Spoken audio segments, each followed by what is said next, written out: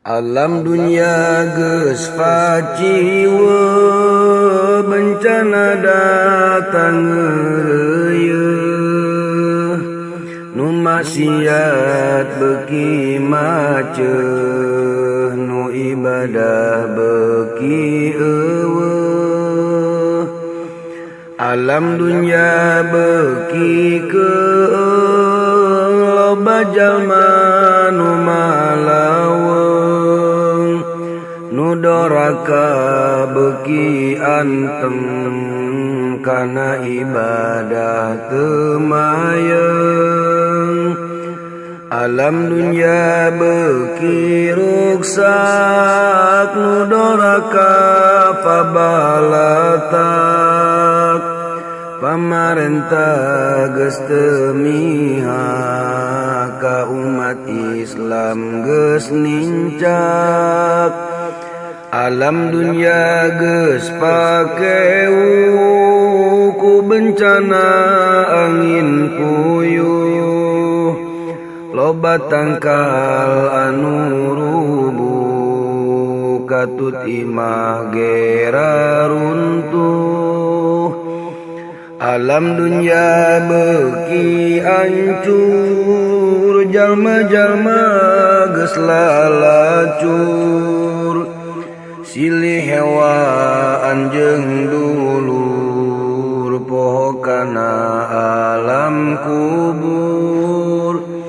alam dunia beuki poe geus loba jalma nu fasik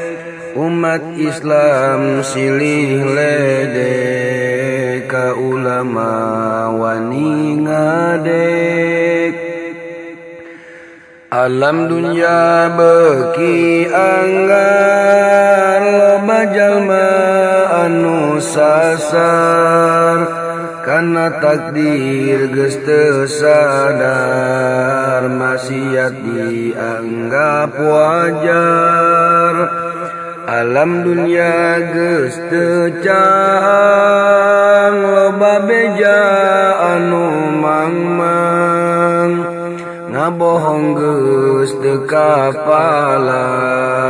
berita geus nyararimpang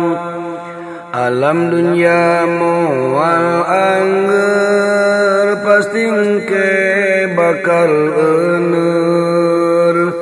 gunung bakal alaluger manusia bakal lalieur alam dunia geus teu angger loba jalma anu lieur ka pasantren beuki minder kana salat ngabalieur dunia teh geus nini jalma maksiat warani